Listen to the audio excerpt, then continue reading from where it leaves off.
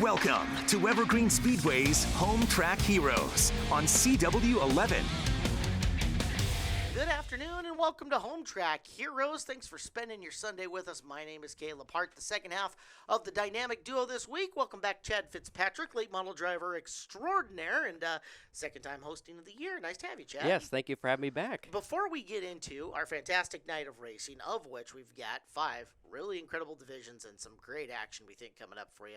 Sprint cars, street stocks, legends, youth Hornets, and super stock figure eights. You get a couple of seconds. How's the season going so far? For us, it's actually been pretty short-lived so far. Mother Nature's had other plans.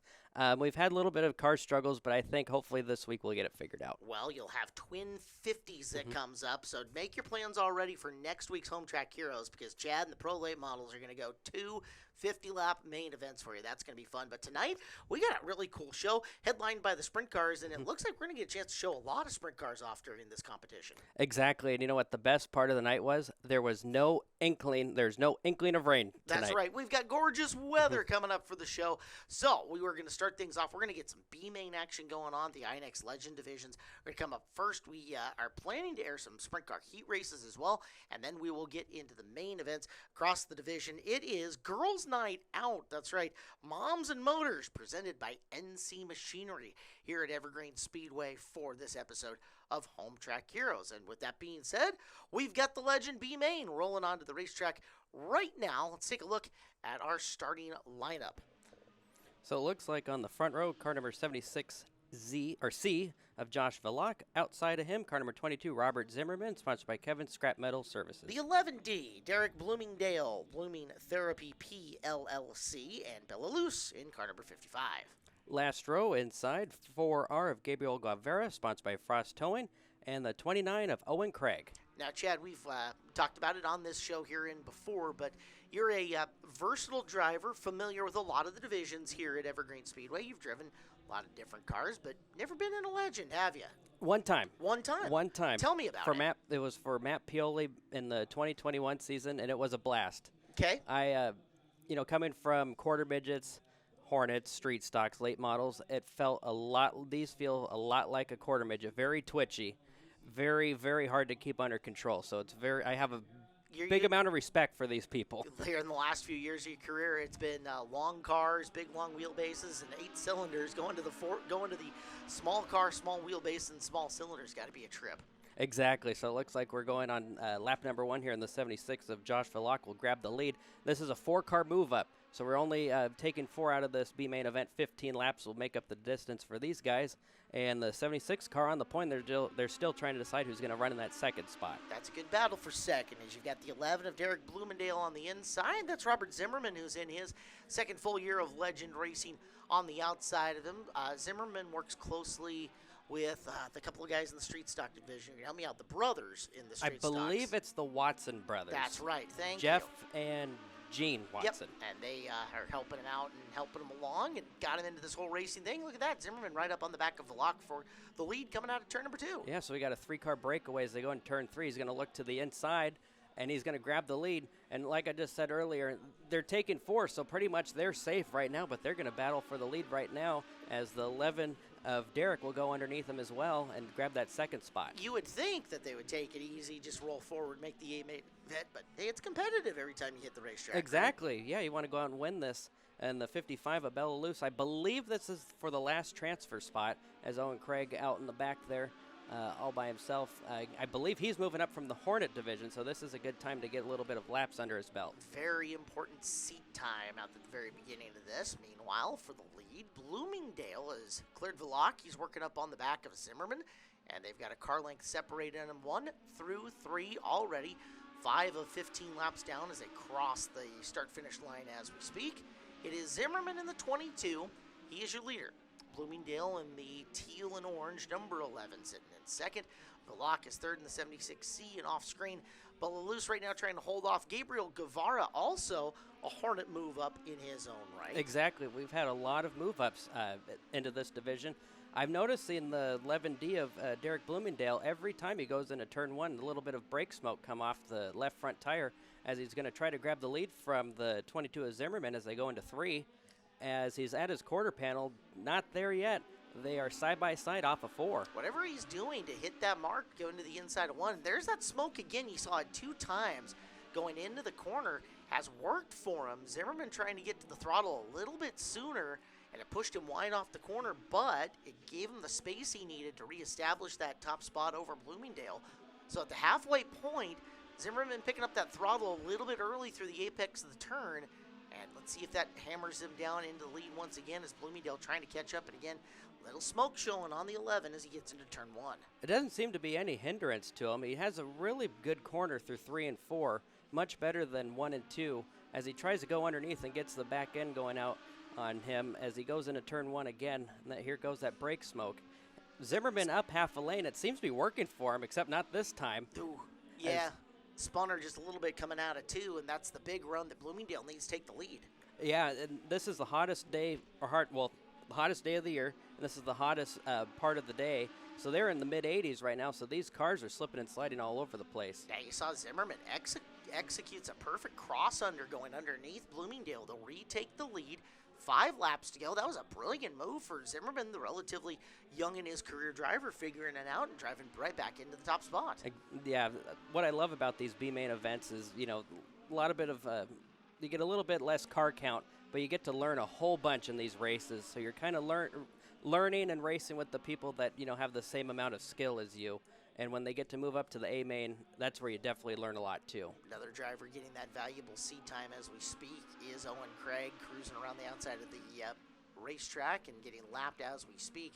It looks like a bit of that brake smoke has tapered off for Bloomingdale's 11D. And you said it was brake smoke. One of the new features here on the INEX Legends this year is they did have access to a new shock package. First time that INEX has introduced a different shock package. I almost wondered if that was, well, and there it is once again showing as he entered 1.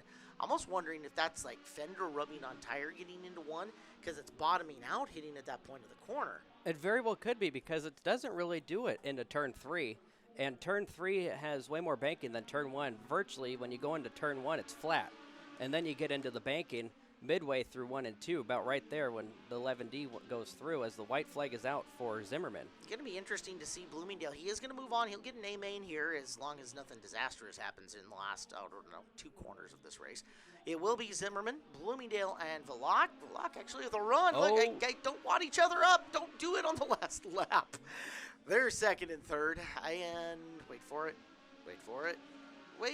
Okay, it took a little bit, but Bella Luce ends up in the 4th position. So we got to look there at the B main for the INEX Legends. Let's move on. Sprint car heat race time. In the heat, this is going to be a good time. Very fun. When these guys are running 14-second laps, they are hauling the mail on this little 3/8 track. So with the sun out, with the heat, these guys usually go later at night. The sun has gone down and it cools off.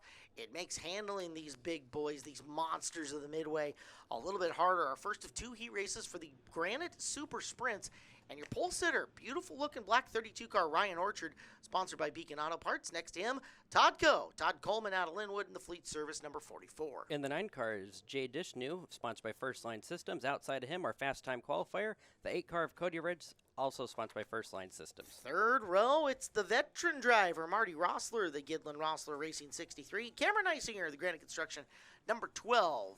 As your 6 cars going around for 8 laps. And again, here on Home Track Heroes, you're used to seeing these guys in the dark, in the cool. This is going to be a fascinating look on a hot racetrack here, what that does to their tires and what that does to their handling.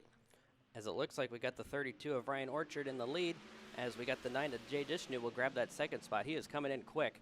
And I've never driven one of these, but I can't believe how twitchy these guys are on this very short track. I have hot lapped a pavement sprint car. Now, granted, not the full horsepower engine package like these guys have, and it was at this point almost 20 years ago at the now closed Alfredo Raceway Park, which was not a particularly grippy racetrack to begin with. I got to half throttle and thought, oh, this is too twitchy and too powerful for me. So what these guys are doing right now, the speeds they're carrying, pretty incredible. Also, it looks like Orchard and Dishnu have really good setups in the car. You watch them get in the corner and the car sticks. And that's the biggest point here of having a well-handling sprint car on the pavement. It gets in the corner and it's not washing up a groove. Yeah, because it looks like he's still maintaining. And I noticed Jishnu has a way better middle and entry, but the 32 of Orchard has a way better coming off of the exit off the corner. So they kind of counteract each other. Orchard is getting the back end of that car rotated a lot sooner in the corner and making really long straightaways.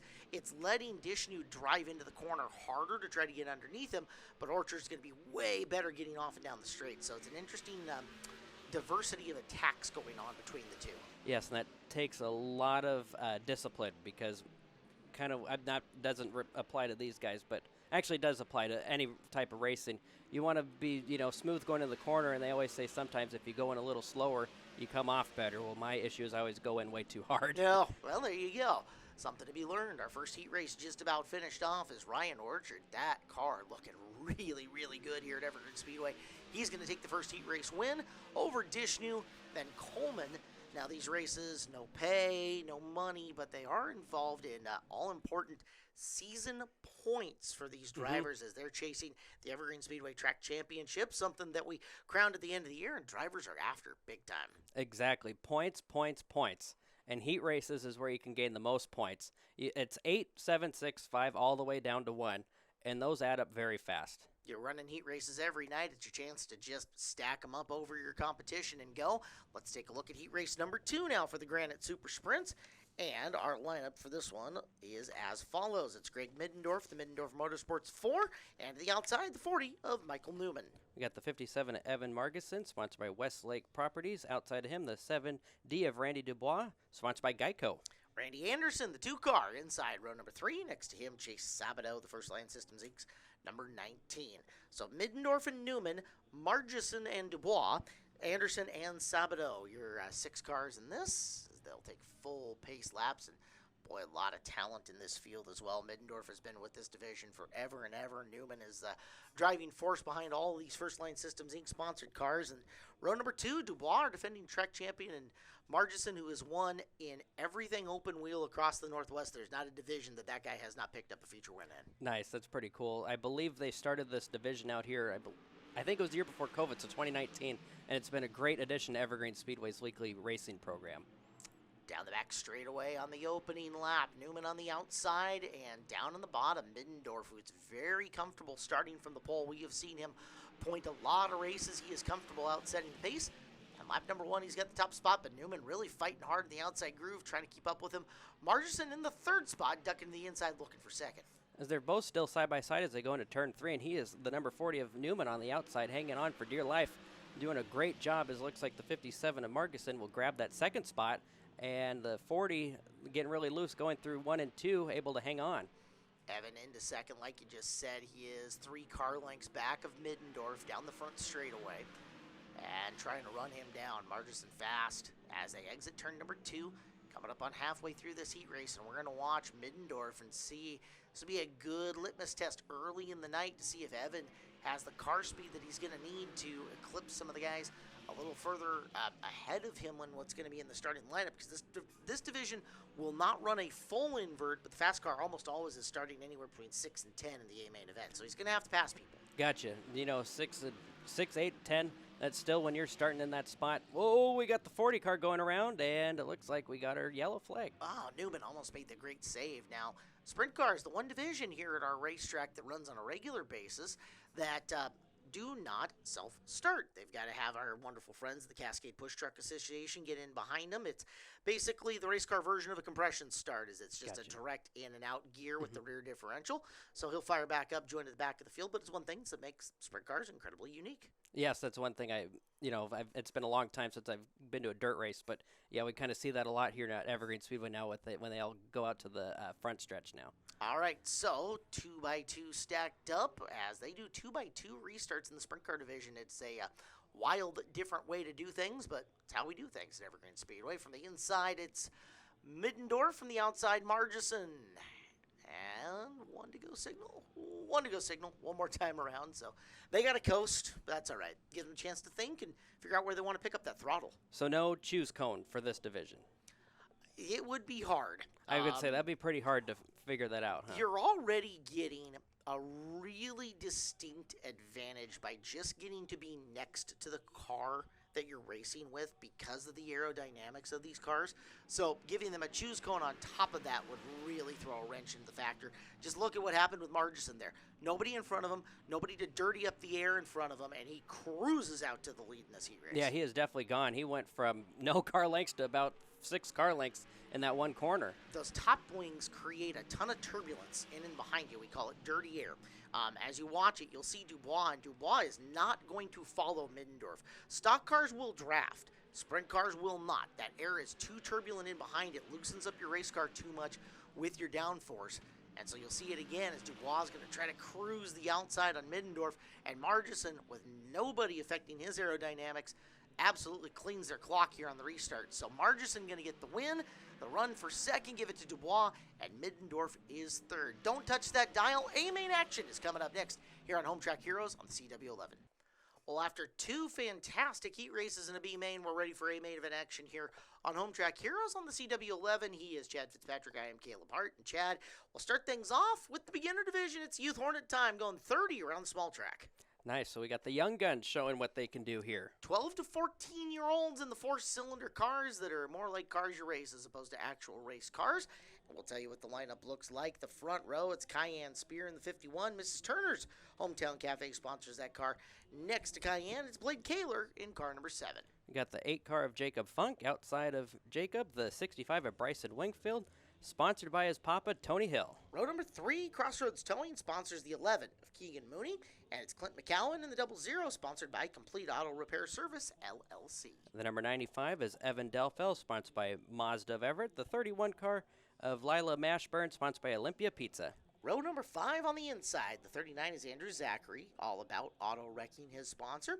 Next to him, the 01 of Tanner Bjornsson, sponsored by Misfit Motorsports. Car number 32 is Sawyer Holden, sponsored by LB Motorsports. And rounding out our field, our fast time qualifier, car number 18 of Paisley Bender, sponsored by PRCBD. Paisley, our most recent feature winner here in the Interstate Batteries Youth Hornet Division, as the field rolling around the corner, the Evergreen Speedway Chevrolet Camaro out of the track. They'll show them 1 to go. This segment, by the way, brought to you by Blue Boy Golf and Event Center. Looking for the perfect location to host your wedding or special corporate event?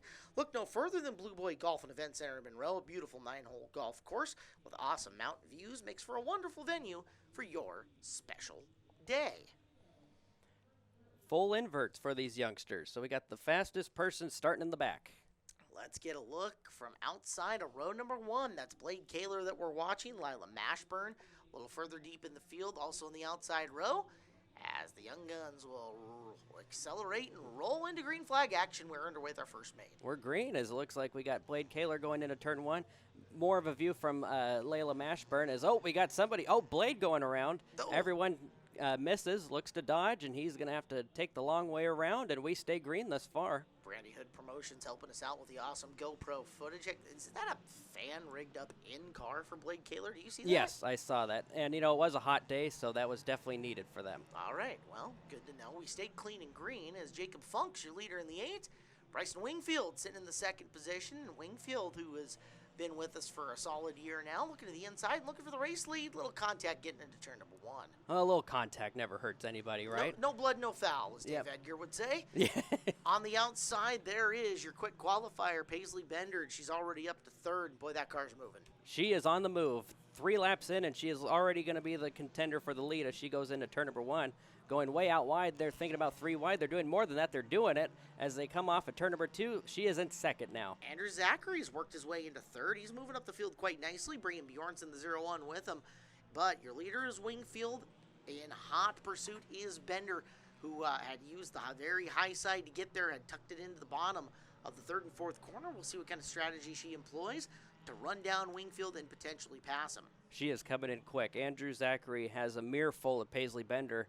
As it's less than a car length, she's going to go to the outside. That is a very good skill that she has to go to the outside. She didn't even think about going to the inside. No. It's the hardest way around, but sometimes in this situation it's easiest as she grabs the lead. Yeah, you can see how comfortable she is with just letting the car float up a groove whenever she needs to without having to stab the brake and keeping her momentum up.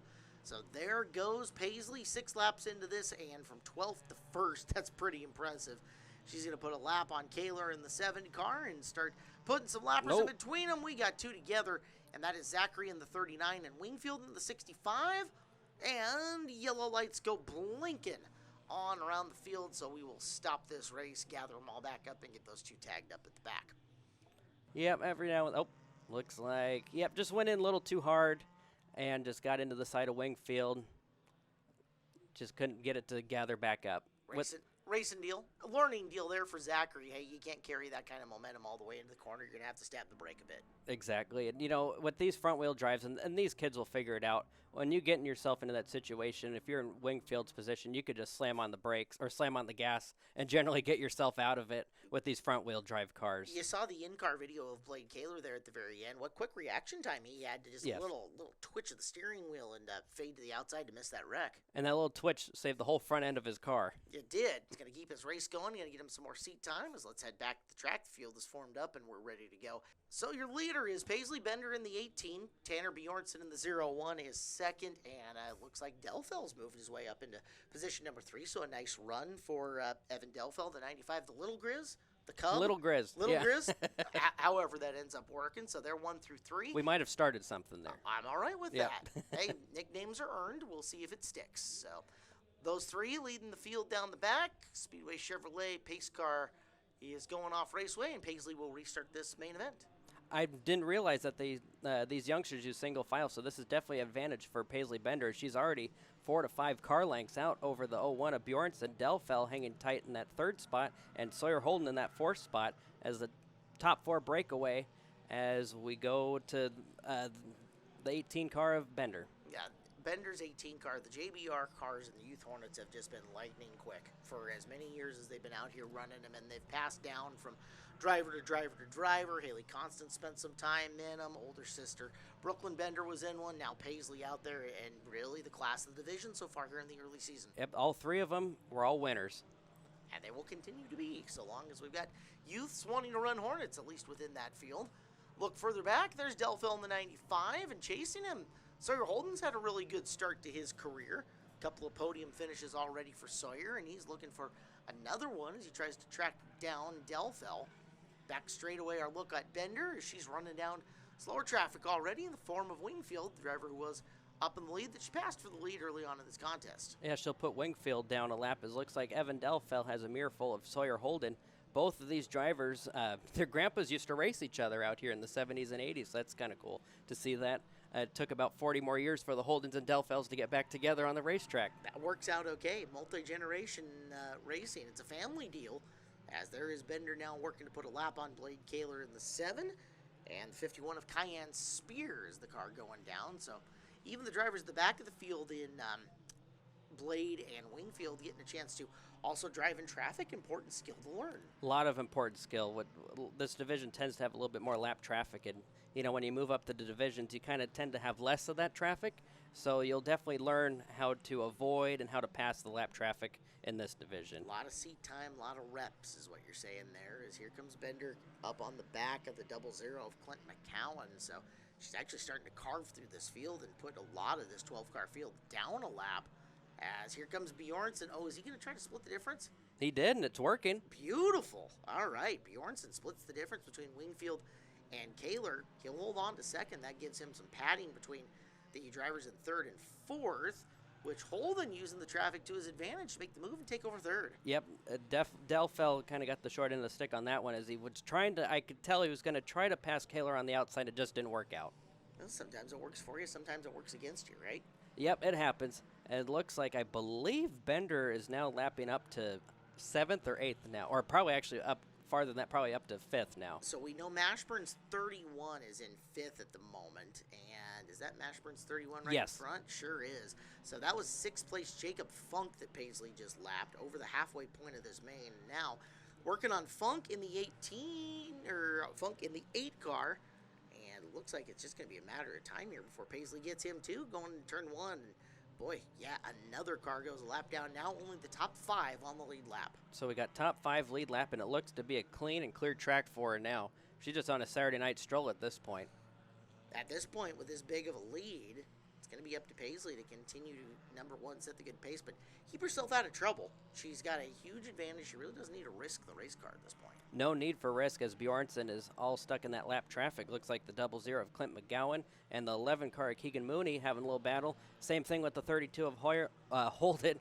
Holden and the 65 of Wingfield. Holden trying to get past Wingfield so he can try to catch up to Bjornsson and threaten for second position. Second position just barely entered your screen right there as Bender crosses the start-finish line with 10 to go. Coming up on Kaler once again to sneak around the outside of him and put him another lap down. So we're getting down to less than 10 to go. She easily probably has half a lap now on the leader, or on the second place, as he just goes into turn number 3, putting Kaler another lap down. Pretty much no issue with him, no issue with Holden now. It's just fighting with these lap cars. What you want to see is if Holden can sneak past some of the lappers to close in on Bjornsson at all. Bjornsson passed them through then. Jacob Funk took a big old run at the back bumper cover of Bjornsson, but Bjornsson will get away. Down to 8 to go for Paisley Bender. The orange with black 01. The General Lee looking-ish car. That's Tanner Bjornsson in second. And another look at your leader, who's just having a nice, easy race. Good attitude to that race car. It looks awfully fast. Yeah, make it probably about a 3/4 of a lap lead now. Still hasn't lapped up to 4th yet. Evan Delfeld just now coming down the front stretch. So it might happen. Might lap all the way up to 4th. So we'll watch and see what happens here. She's got a whole corner and change to make up to try to end up getting there. As there is Holden in the white and blue 32. He's in third. Couple of lap cars in between him and Tanner Bjornsson with 6 to go. And he is not particularly close. Even if he does, he managed to clear the slower traffic. Yeah, so right now he knows that he's going to just get a for sure third spot. It looks like Mooney goes underneath. Nice save. Yeah, that could have been bad for him. I almost jinxed him. That was bad. Commentators, you're wielding your commentator's curse yes. a little bit early here. here. Oh, that's not good. It's all right. As she is now in a whole bunch of lap traffic now. Wingfield and almost getting up to Delfell, who's in that 4th spot. I think she was looking like she was going to make it 3 wide. Paisley's got to be careful here because you have absolutely nothing to gain by being too risky in this spot. She'll tuck into the bottom of the racetrack. Ends up following Wingfield into turn number 1 and has a nice line to get underneath him to make the pass. As she'll wheel into 2 to go. And there is Delfell in the 95, so another lapped target right in front of her if she can get there. 2 left for your race leader, Paisley Bender. And looking to put a lap on 4th place, Evan Delfell. Delfell looking to try to hang on for dear life for that. Oh, we're almost getting into a little bit of a crash in front of her. She slows down, and she retains the lead, as it looks like we got the 7 car sitting down on the start-finish line, but we are 1 to go. As Paisley Bender cruises down the back straightaway off of corner number 4, and she will get the win. Sawyer, how does it feel to get 3 third-place finishes all consecutively here in your first 3 races in the Youth Hornets? It feels amazing since it's my first year ever out here racing, so it feels awesome.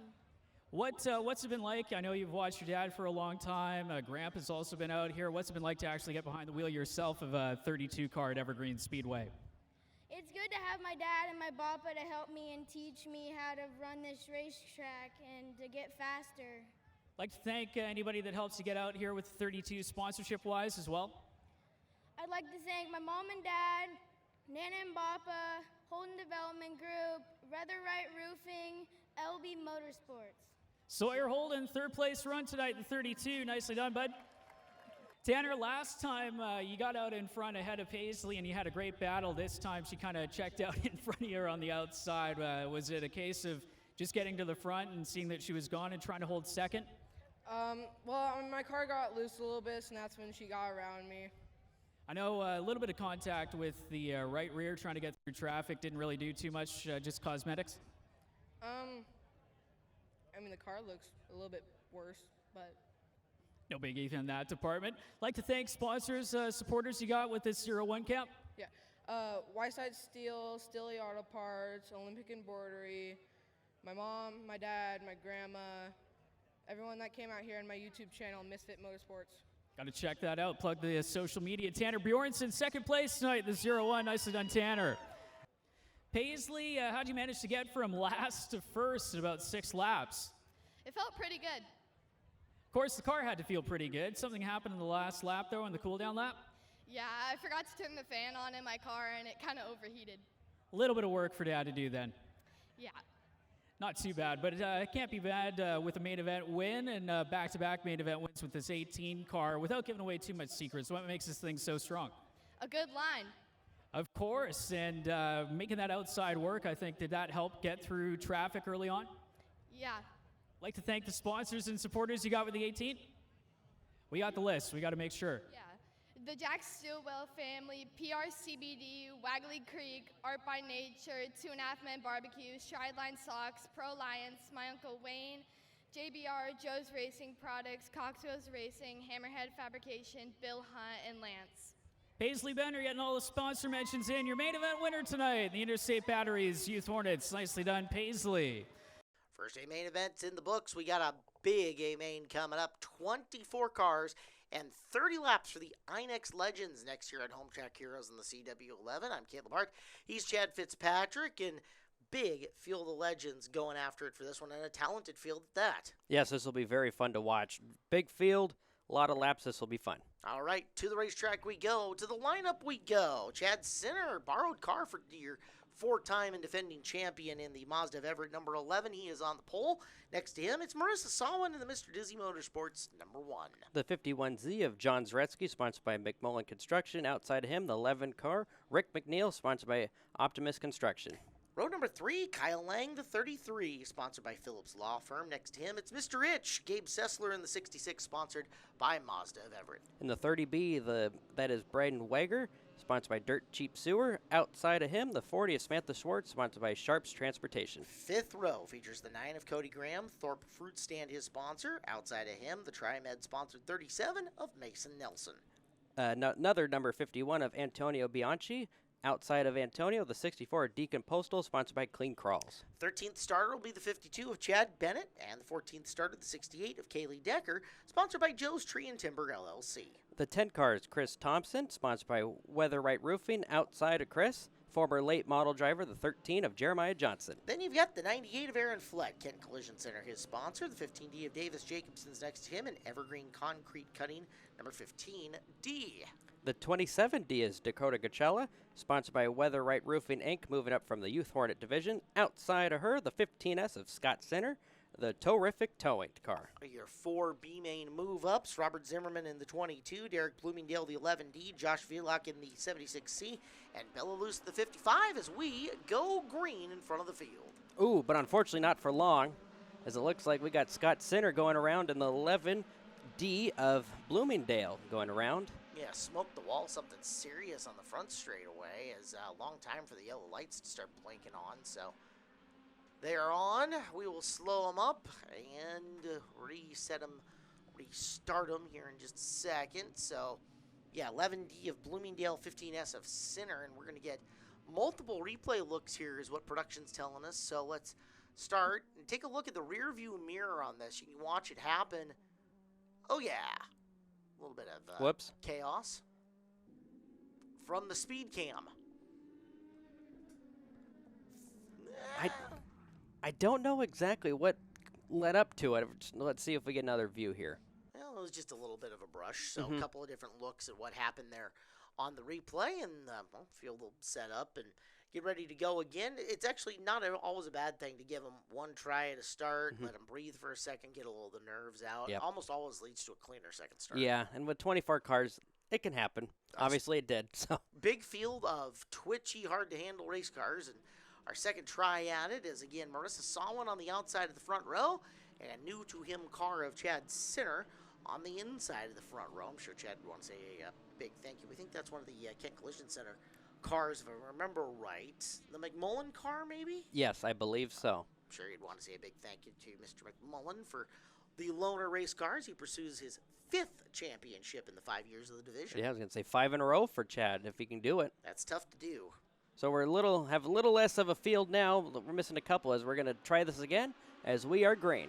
And this time, everybody stays off the front straightaway wall. That's good. That helps. Yep. Big as help. we got Chad Sinner and Marissa Sonwin side by side as they come off of turn number 2 down the backstretch. John Zaretsky looking to get on that battle as he looks underneath, makes contact, and we are getting a lot of cars spinning here. Yeah, 4 different cars stopped over there in the corner, make it 5, and another one off hanging out in the grass. Lovely. Oh. Mason Nelson did a full 360 in the grass and getting a better look at one of the tires. A second look is what's going on, and Zaretsky into Sawin, and Zaretsky around. Sawin skids to a stop. I think Sessler ends up skidding to a stop up there. Your 6th place car, and there's a look from the in-car camera of John Zaretsky. Rick McNeil pointing, saying, hey you, Yeah. hey you. Looked like got a little loose going into the corner and just got in the side, and we all know what happens next. All right, that was a look from Kyle Lang. Here's Mason Nelson. Nelson tries to avoid. Ooh, hello, grass. The grass is soft. Around he goes. Nice maneuver. Yeah, I mean, kept him from a lot of damage, that's for sure. So that's already, I mean, so you see spinning cars in front of you, and then you see tires. So that's a bad view. All bad. So, all right, well, Mason Nelson just cost himself, giving himself a hard row to hoe, but we're going to go back to the racetrack, and here in this next shot, we're going to have 3 in-car cameras from Mason that are going to watch him from the back and see what's happening. So, pointing forward in the upper left, cockpit shot in the right with a beautiful, see the mirror? See the logo on that mirror? That looks good. Yes, and it then, does. And the pointing backwards shot in the lower left, then, of course, the big view. So, Mason is... Race control is now saying single file for this start. Yeah, no kidding. So that's probably a good idea. He's got a couple of cars in behind him. Gets a little love tap from Zaretsky coming through the corner. And let's go green and watch how Mason Nelson does it. I didn't realize that their shifters were so tall. Maybe that's custom. I think that might be custom. When I drove PLAs, it wasn't that tall. It looks like he got the 9-car Cody Graham underneath him. He was a former pro late model and hobby stock driver at Yakima Speedway. Nice to see him over on this side of the mountains. Well done, Cody, as he's out here competing. Looks like Mason's going to clear him. We did get lap number 1 of the books, finally. Took a couple of tries. Just got 29 more to go. Yeah. We'll see if we can do it. Well, what we are hoping they settle down is pass for the lead. Kyle Lang just drove up and around Chad Sinner for that top spot. Nelson, you know, I talk a lot about having nice, calm hands. He's really not having to oversteer that car a whole lot. A little bit of a twitch to correct, but he is not cowboyed up in that thing. So, got a good setup in her. Let's see if he can roll his way forward. You know, the saying is smooth as fast, and it definitely applies to this division here. As it looks like Kyle Lang up front, Braden Wager trying to get around Chad Sinner in that 2nd spot, and looks like Samantha Schwartz in the 40 in that 4th spot. Lang, Sinner, and Wager, 1 through 3. You're right, that is Schwartz hanging around in 4th, looking for opportunity to move forward. This will be a great finish for her if she can hang out there, because she's been looking for some better results out in her Legend.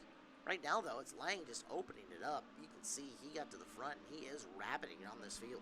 Yeah, 4 or 5 car lengths ahead of the 11C of Chad Sinner, the 30 of Wager. And actually, we thought Nelson was going to start more towards the back. He's in the 5th spot right now. Yeah, Nelson already working his way forward quickly on this field to put himself into contention. Watching Wager look for opportunity to get around the 11C of Sinner. And this shot, that's your leader, Kyle Lang, in the upper left. Sinner in the upper right, sitting in 2nd, and then Wager 3rd. So 1, 2, and 3 in line here in the upper left, upper right, and lower left, respectively. Definitely a cool view to see how twitchy. Look at our leader. You can tell he's getting a little loose coming off and through the middle of that last corner there. We'll watch and see if he has the same issue going into 3. Looks a lot better in turn 3. But look at that sun. It is almost impossible for about 2 seconds going into turn 3. You really can't see anything. We're going to get a second look at it here as you watch it. That's a much better 1 and 2 for Lang as well. Yes. So down the back straightaway you go and into that big glowing orb in the sky that us Washingtonians only see like 7 times a year. Comes off the corner, and boy, that's a nice lap for your race leader. Wouldn't be surprised if he isn't trying to expand. Although Chad Sinner took full advantage of that bobble a little bit earlier to close in on Lang. So this one by no means decided. 1, 2, and 3 all relatively close. Yeah, 22 laps to go. A lot can happen in that long distance of a race. As Wager on the back end of Chad Sinner, as it looks like the lead between the 33 and the 11 is starting to shrink. Definitely in 1 and 2 right there. Sinner is definitely feeling his way in that race car. that he has on loan this weekend. Wager in third, the former Deming Speedway Clay Cup champion. All kinds of pressure on the back of center as well. As we'll take another look. Aaron Flett a little bit deeper in the field as he's trailing around, and he is trying to pass up, I believe, Thompson's machine up in front of him. Yep, Thompson's 10 is who he's working on. Trying to get around Thompson, but now it looks like his teammate Zaretsky, who is coming from the back now, trying to get around him. Few people drive as hard as a motivated John Zaretsky. So we'll watch and see him come through this field and see if he can be a factor before the end of it. There is fourth and fifth between Samantha Schwartz and Mason Nelson. Yeah, Nelson making a good run in that fifth spot as the top three continues to break away from the field. You know, one lap you'll see the 11C get up behind the 33, and then another lap he'll get away from him. So I think it's just however the car's set up, or we'll just have to watch and see what happens, because the 33 will gain a little bit and then lose a little bit here. Well, similar to the late models, but less so because of the tires, the handling on these cars will change as the race goes on, because they do burn a decent amount of fuel per lap. That fuel tank for these cars sits over the back tires, so that changes the weight distribution, changes the lightness of the car, and certainly makes them loosen up over the course of the race. So you will see them get harder to drive as the race goes on. As it looks like we got the good battle between that fourth and fifth spot between Schwartz and Nelson as they get around our B main transfer, the 55 of Belarus, as it looks like we got the 66 of not Matt Pili, Gabe Sessler back on the racetrack after that issue on lap 1. Repairs made, and Sessler, albeit like 100 laps down, going to start charging his way through the field for pride. A lot of pride. Laps, because you never know what might happen. If you want to be out here and try to get a championship, you got to be on the track, even if your lap's down, because something can happen. That's right. All the cars that would drop out, anybody else has mechanical failure, there's positions picked up in the process. And those will add up quick, especially towards the end of the race, as the 3-car breakaway has still been in that same fight for the last 14 or so laps, as we got a little bit more lap traffic, a 4-car train in front of them. We're over halfway home. In fact, this time 17 down, 13 to go, and Kyle Lang gets to choose how he wants to get into lap traffic. First on the agenda is Derek Bloomingdale's 11D. And he's going to come right up on the back and has a nice opportunity to duck underneath. Center used that opportunity to close. Oh, that was getting close. Yeah, Lang kind of moved him right out. So we'll work our way down the front straightaway, and again, watching your top three battle through traffic. Lang trying to cut his way through. We'll tell you while he does that. Busch Beer, the official beer of NASCAR and Evergreen Speedway. Busch Beer, the sound of refreshment. Crisp and cold as a mountain stream. Keep your fridge happy by stocking a Busch and Busch Light. Busch. Lang continues to lead, and the lap cars really haven't helped him, or it really hasn't changed anything, as it looks like the 13 of Jeremiah Johnson is now going to go down a lap as well. And then it's clean and clear for Lang. You saw when Lang first got in that Center got real close coming up to him. Center getting there as well. We got a yellow flag coming out, and that yellow flag is for Josh Vlock, 76C. We'll get a look and see what happened from the in-car as we go to break. More coming up for the INEX Legends main event next here on Home Track Heroes. Well, we've got an exciting INEX Legends main event on track here on Home Track Heroes that we're just about ready to polish off. I'm Caleb Hart. He's Chad Fitzpatrick. It's been the Kyle Lang show out in front. However, 2 drivers been right on his tail this whole way. Yeah, this will be very interesting to watch. I believe we have around 12 laps to go, and let's see if Kyle Lang can take it all the way. Fresh off the caution flag, field getting ready to form back up, and we'll let you know this segment brought to you by Max Power Law. When you've been in an accident that's not your fault, Max Power Law has your back. One call, that's all. 844-CALL-MAX.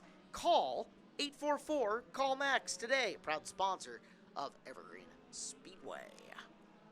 We are 1 to go, and the 11C chose the inside versus the outside. So we got a new second-place driver of Braden Wager. We'll see if the strategy pays off for Center. The choose cone happened during our commercial break. There they roll into one, and Center, boy, that almost looks like the diamond move, as he had a nose underneath Kyle Lang, just couldn't get the horsepower to the track quick enough to get by him. That almost worked, but Lang had a way better corner coming off versus Center, so it looks like the side-by-side battle is for that second spot, and it looks like Nelson getting up there as well. John Zaretsky and the 40 of Schwartz and Cody Graham. Wow, this field got awfully interesting. We took our half sideways. Johnson in the 13 fires it up, and he'll continue running, so we stay clean and green in this field. 9 to go now, and Kyle Lang seeing everything he likes to see in his rearview mirror. Chad Sinner a ways back, and then a battle right behind him. Yeah, that's perfect. That's exactly what Lang and Sitter want to see, as Mason Nelson has a great battle between the 51 as Zaretsky Wager. As that was great to see the battle for that position there, as it looks like Lang starting to build his lead. Heck of a rally by both Nelson and Zaretsky to get back up this field. Now we'll see how they bring it home, as Zaretsky's got a run underneath Mason going into the third corner. They'll go wheel to wheel, and Zaretsky, the legend, making his way through. Yes, the legend driver, not necessarily the legend car. He'll take third position. Wager going to follow him for fourth. That backs Nelson up into fifth. Yeah, that was not a good run for that for Nelson in that last lap there, as he's barely hanging on for dear life to get in that to save that fifth spot. As now Zaretsky is hanging on for dear life for that third spot. Lang, Sinner battle up at the top of the point standings from last year, and out at the front of the field here in what I think is our third Legend main event of 2023. For fourth, Wager reels in John Zaretsky down the front straightaway. Less than a car length separates them. We have got 6 to go, and now it is the old age and treachery versus youthful experience, youthful exuberance, I should say, in third and fourth. John would be mad if I called him old. So I'll take it back, John. I'm sorry. Well, he's only been racing for 30 years. Look, twice as long as Braden's been alive. Wager diving to the inside in corner number 1. As he gets a great run through 1 and 2, and he will grab that third spot over Zaretsky, as it looks like he's just dead even as they go into turn 3 and give him that third spot. Here comes Zaretsky back after him as he'll bring it down in the corner, trying to not let Wager get too far away. 4 to go. Lang checking out from Sinner, and Sinner checking out from the battle in behind him for third on back, which is Wager right now ahead of Zaretsky and Nelson. Yeah, it looks like Zaretsky kind of trying to hang on for dear life now for that, I believe that's the fourth spot, as up front, Kyle Lang is gone with 2 laps to go. May not even hit that slower traffic up in front of him at this point. He might, and that's only been 10 laps, so he has a great run going. Back straight away as we watch third, fourth, and fifth. Wager, Zaretsky, and Nelson tight in there as we're down to just one more time around. 3/8 of a mile left to decide this. This will be the longest 3/8 of a mile for Kyle Lang, as he is clean and clear out in front going into turn number 3. Lap traffic in front of him, going to have absolutely no hindrance to him. As, we got the 51 of Zaretsky going around for that fourth spot, but Lang will be your winner. All right, checkered flag is out. We're going to get a look at what happened back there. Lang, Sinner, and Wager are 1 through 3. Let's take a look at what all happened down there. And, contact made, cars to a stop. And Zaretsky gets the worst end of that as Nelson lost at minimum a few positions from the Nelson in car. Ooh. Yeah, can't deny the contact between the two of them. Can certainly make your own judgment as to who's at fault, who's to blame. There's Zaretsky into the corner, and, well, thump and around he goes. But right now, let's talk to your winners. We go to the Angel to Wins Casino Resort Podium and your top 3. Braden, you tried to make that outside lane choice work on that last restart. Unfortunately, it just got stuck and couldn't get back in line. Yeah, I thought I had enough speed to stick the top, but I drove it in a little hard and I slid way up. Of course, momentum in these Legends cars is so key. If you have one little bobble like that, I guess it kind of sets you back behind the 8-ball for 1 or 2 laps until you get the momentum built back up. Yeah, if you lose any momentum in these cars, everybody goes flying by on the inside. I'd like to thank sponsors and supporters you guys got with 30B tonight. I'd like to thank Francesca and Colin King, Dirt Cheap Sewers, Pacific Street Rods, Central Welding Supply, Purcell Tires, and my mom and my dad. Braden Wager, the 30B, brings home a 3rd place run tonight. Nicely done, Braden. Chad, new to you race car this weekend. It looks like it's been running pretty strong in comparison to the last time you were out. Big improvement on the finish. Yeah, I got to thank my dad, Dennis, giving me an opportunity to drive this car while my motor's off getting fixed. It blew up a couple weeks ago, so I'm here, though. I got to put this one up to my little boy that was just born on Tuesday. I gave him a kiss on the head and told him I was bringing him home some hardware. So I got to thank Mazda of Everett, Palmer's East. God, there's so many now. Crossroads Towing, Elevate Racing Media, Brandy Hood Promotions, everyone that helps makes this possible. Of course, just before you get off the stage here, you and Kyle had a great battle back and forth, and he kind of snook you going into one there, and you managed to kind of crisscross him, and then he got back out in front. Yeah, I tried to get him back. I lacked on the start a little bit. He got underneath me. I tried. The kid's fast, so. Making it work for that second place, but still a strong effort. Congrats, Chad. Chad Sinner, second place tonight in car number 11C. Kyle, you managed to get out in front there on that initial start after, I think, 2 attempts at the double file start. The single file start kind of helped you out by giving you a clear lane going into one. Yeah, it was a good start. I was able to get under center and then just stay there for the rest of the race. What's it like to have, especially Chad, who's been the champion here the last few years, right on your rear bumper, as well as a young guy like Braden, like yourself, kind of breathing down your neck for pretty much all 30 laps?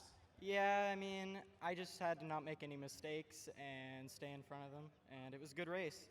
Of course, getting a win under your belt this year, early in the season as well. How does it feel to get up here on the Angel to Win stage? Feels great. I'm just hoping to get some more wins. I'd like to thank the sponsors with 33 Camp there, Kyle. Phillips Law Firm, Third Gen Race Cars, J2 Racing Parts, Premier Painting, Elevate Racing Media, my mom and dad, and Michael Fritz and Scott.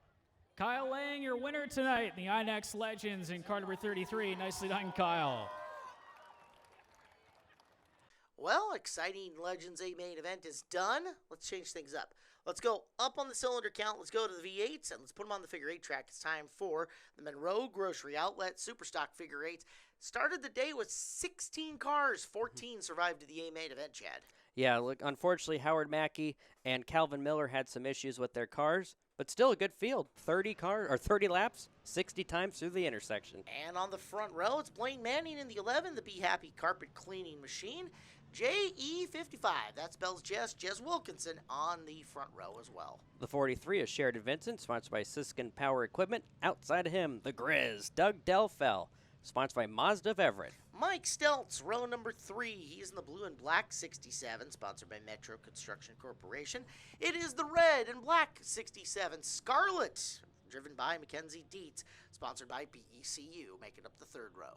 The 36 car, the Battle Wagon, Steve Peters, sponsored by Sound Stump Removal. Outside of him, the Cowboy, John Carlson, sponsored by Mary's Towing. Fifth row is Jeff Talbert in the 72, Pilchuck Heating as sponsor. Rick Jones next to him, the 66, in the Eye Candy Lashes Addison Homish car. The 69 of R.J. Mackey, sponsored by the Monroe Co-op. Outside of him, family member, 23 of Jim Mackey. Final row, Chris Southard, the 76S, and Robert Weldon, the 63, sponsored by All Ply Roofing, LLC. Tri-boxing again, Manning, Carlson, and Weldon, with a look at everything going on in the bottom right corner of the main event. We are green. Everybody looks good going through the south turn. Jessica Wilkinson will grab the lead as she goes through the south turn into the north turn. Battle for that second spot between Blaine Manning and the Grizz, Doug Delfell. Really like the look of the Manning cars. You get the in-car shot from him in the upper left corner. That is easy to see, clean, as the Grizz working to the inside of him, trying to shuffle him back on the inside of the south pole. Delfell will make the move, and he's got the spot. Wilkinson in the lead, Grizz in second. Dietz looking to get in that podium spot on the outside of Manning for that third spot. The 5 car of Carlson trying to get in the top 5 as well, as it's a 3-car breakaway. Top 3 on the move. We've seen Wilkinson lead more than her fair share of laps here around Evergreen Speedway. Get closer and closer to the top spot on our Angel of the Winds Casino Resort podium right now. She's ahead of Delfell, who Delfell's had to do some work repairing A-arms, ball joints, etc. here in the off weeks, but good to see him back out on the racetrack. Yes, it's always great to see the Grizz. Doug Delfell on the racetrack, 49 years of being on this racetrack, so he has a lot of laps. I bet he's driven the most laps here at Evergreen Speedway. It would be, it's hard to accentuate how large of a human being Grizz actually is, he is a very, very big man that they put into that race car. It's a tight fit for him. It definitely is. Trying to see him get in and out of that definitely doesn't look comfortable. Tall, broad-shouldered, wide hips. I mean, you know, he is, the Grizz is an apt nickname for him, getting in and out of that thing, and he is chasing down Wilkinson and making life hard on Jess out in front of the field. Yeah, all that Jessica can see is a whole bunch of yellows. We got the 76 of Chris Southard spinning around in the north turn.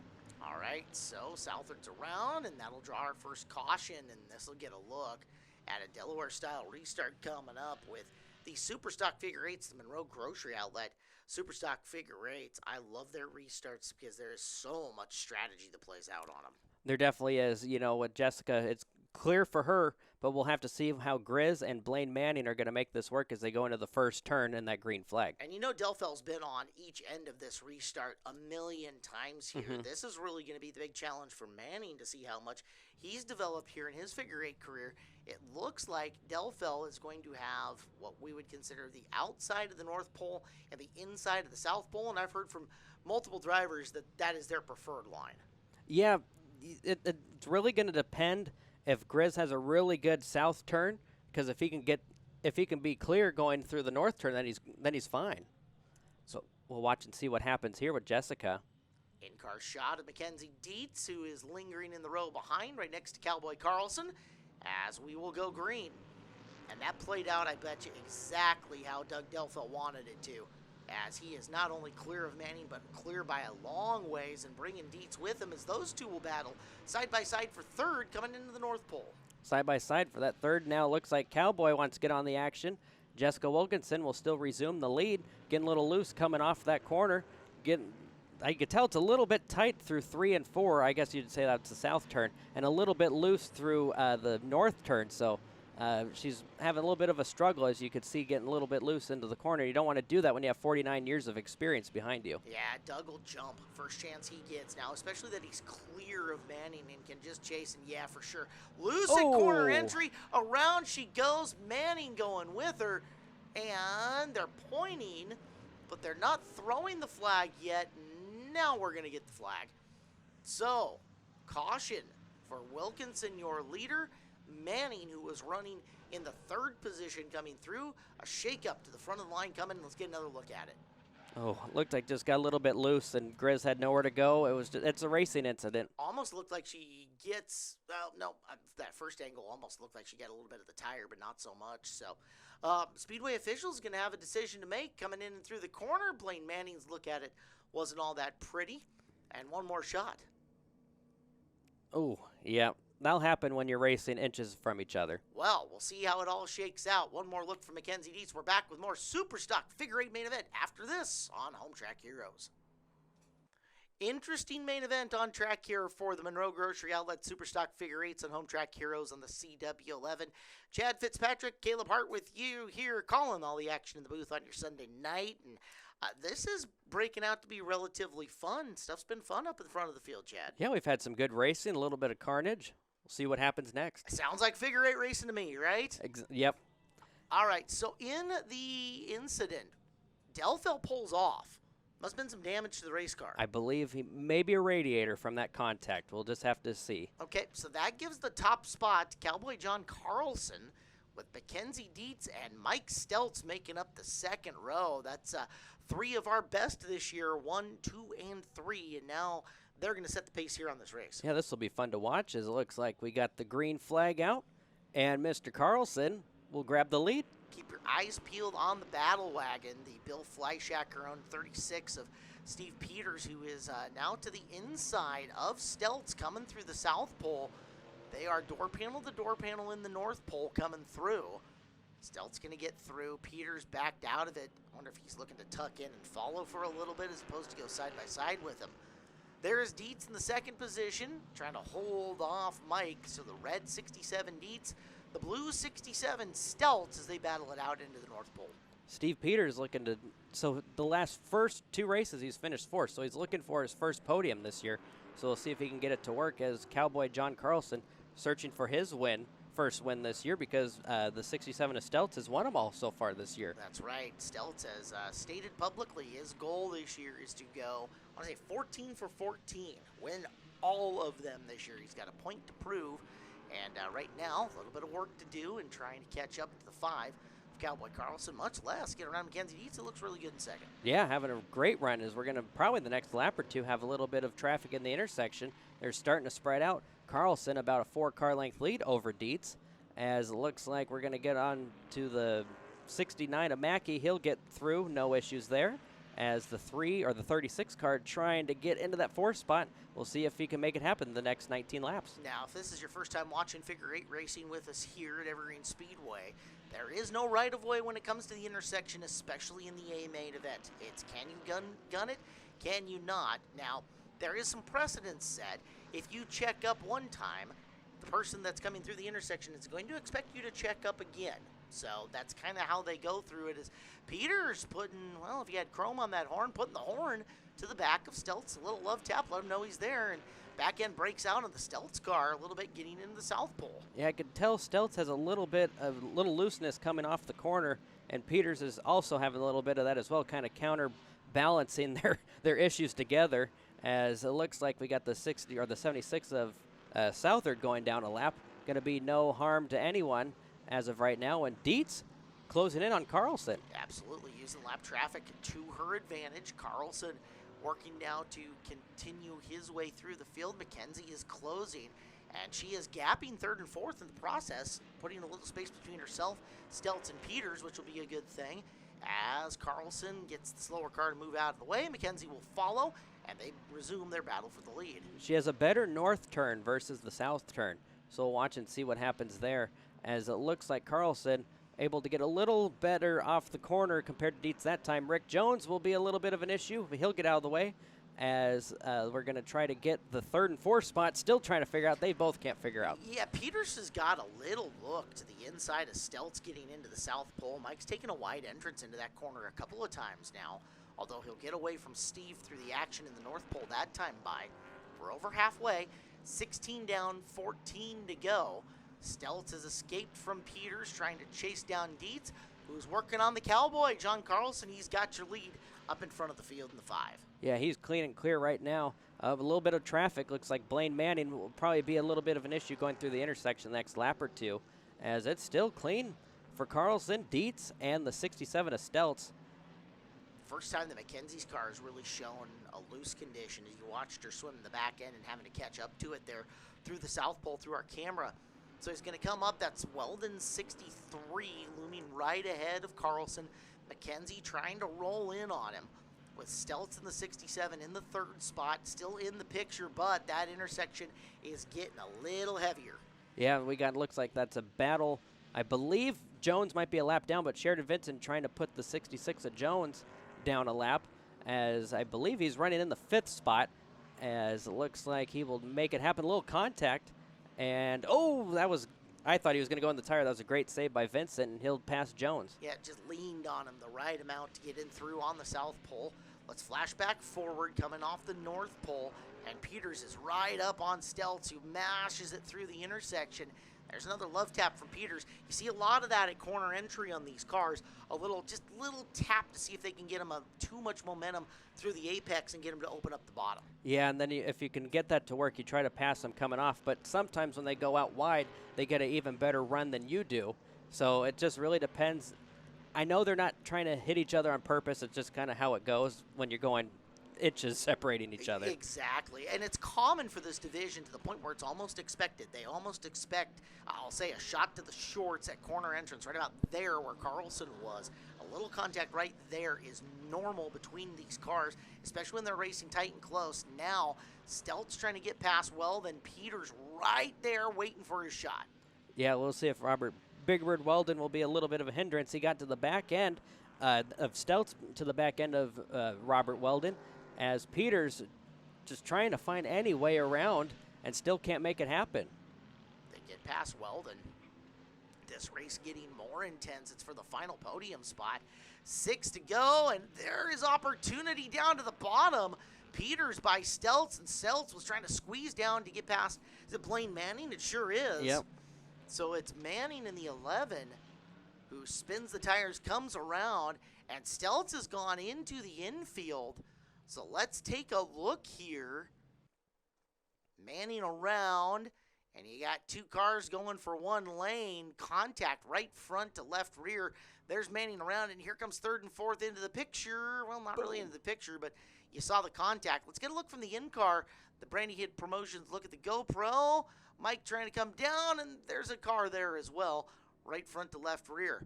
From the Peters point of view, into the turn, man, that's there's a lot of ways you can go with that, Chad, depending on your perspective from either of the drivers. There was a lot going on right there. You don't want to hit the tire that's next to you, and you don't want to hit the car beside you. Yeah, to a point, that's figure eight racing when somebody loops it right there. But if you're Stelz and Peters, they both have a legitimate, hey, I was there. They made contact right at about the same point in time. It's hard to assign fault. It was just an unfortunate situation, just not enough room for two cars to go into a one car gap.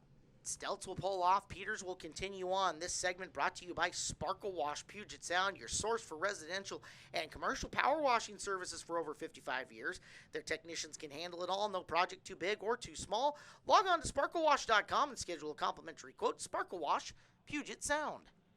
We are back to green. Carlson to the point, as now we got the 36 of Peters on the podium spot so far, as we got a great battle for that second spot, as Dietz will resume. Oh, she might not, as she'll go out wide, and she will take that second spot. She took Peters to the extreme in the intersection, but she got wide through the North Pole as Vincent some trouble. He'll blend back in. We stay clean and green. Peters on the attack on Dietz. Through three, using the front bumper, let her know that he is around and looking for his spot. McKenzie tries to settle the car down coming in, but she has got just a little push at the center of the corner. She's going to have to work to keep Peters away, as we're down to 5 to go here in the Monroe Grocery Outlet Superstock Figure 8 main. Oh, a little bit more contact through that south turn, making Dietz go up half a lane, but didn't help the 36 of Peters at all. But she does go up a little bit there and still not able to make it work. But now noticeably absent from the field is Stelz. So whoever wins this will be a first-time winner this year. There you go. It is Dietz trying to wrestle a car that's looking to get looser on her. And Peters' car seems to be coming in a bit more. We know Steve is not afraid to use front bumper, etc. But so far, it's just been a tap. You haven't seen him get super aggressive with the car directly in front of him. Yep, just a little tap here and there. As I'm noticing when Dietz goes out half a lane, going through the middle, she gets a way better corner exit than Peters. So we'll see how she chooses to go about this for the final lap. 2 to go, make it 1 to go here for John Carlson. So Carlson takes the white, and this looks really easy for him coming through. Makes the intersection for the final time, the most dangerous intersection in the world, and give the checkered flag to Mr. Carlson. Thank you. Brain fade for a second. Mackenzie Dietz second, and Steve Peters coming in third. And as Cowboy is like to do, let's watch him jump out of this race car and get the fence climb going. Looks like Tony Stewart at Indy, does it not? Definitely does. Yeah, probably doesn't have all the same millions of dollars, but he's got the grace and the, yeah. All right, I like it. We haven't seen a fence climb in a little while from the Cowboy. Let's head down to the Angel of the Winds Casino Resort podium with our Canadian secret agent and get a word with Cowboy Carlson. Steve, that was a hard-fought one for third, and you were right behind Mackenzie there after that last restart. Had to be fun battling for second there for those last 6 or so laps. Yeah, the Cowboy and Mackenzie and, boy, even the other third-place car that was there, I knew when we got a restart, that's all I've needed for the last couple weeks to try and get out of that fourth place. I'll take this third tonight. This was one we needed last couple weeks. We knew tonight was the night to do it. I got to thank my primary sponsor. They fully sponsored me in Bill Fleischecker's car. I just come here to drive and have a blast. I want to thank Tammy from Papa's Bar in Monroe. And I want to thank the Rock Church for saving my life 9 years ago. Thank you. Thank you all. And Steve, I know last time out here it didn't start well with the qualifying miscue and kind of being behind the 8 ball, but things went fairly smoothly tonight except for that little get together. That didn't do anything to tweak the car with that contact with Mike there for that last restart, did it? You know, Mike Stelz and he sold me my first figure 8 car in '94. I got a lot of respect for Mike. He's a good friend of mine. We're all a posse here in the pits, and we'll help each other out. But unfortunately, 2 cars can come together very easily like they were. It was sunny there. I went for the hole. He came back into where I was, and he lost his tire. I could have easily lost my right front, but it put me in a position to get this 3rd place tonight that I feel like we deserve a podium after the last couple weeks. We've been second fast twice. We won our heat races, both of them. And, you know, next race, we're going to see you here for 1st place. Steve Peters, 3rd place tonight in the 36. Nicely done, Steve. Mackenzie, that final restart, before that you were trying to chase down the Cowboy, and then after that you were trying to keep Steve at bay there for those last 6 laps. Yeah, I was trying to catch him, but he was just too fast. And then while I was battling with Steve, we got a little close and kind of connected in the corner, and it bumped something out of whack. So I was just holding on, and I told him I'd battle him this weekend. And I know this 67 car was flying until it got tweaked in the wrong way there with that last little bit of contact. Guys, what did you guys do in between races to get this thing a little bit more dialed in? I know you still had a decent run last time out. You know, since the last race, what didn't we do? We kind of threw everything at it this week and did some major changes in between practices and heat races today. So I have to thank my crew for just working their butts off to get it where it is.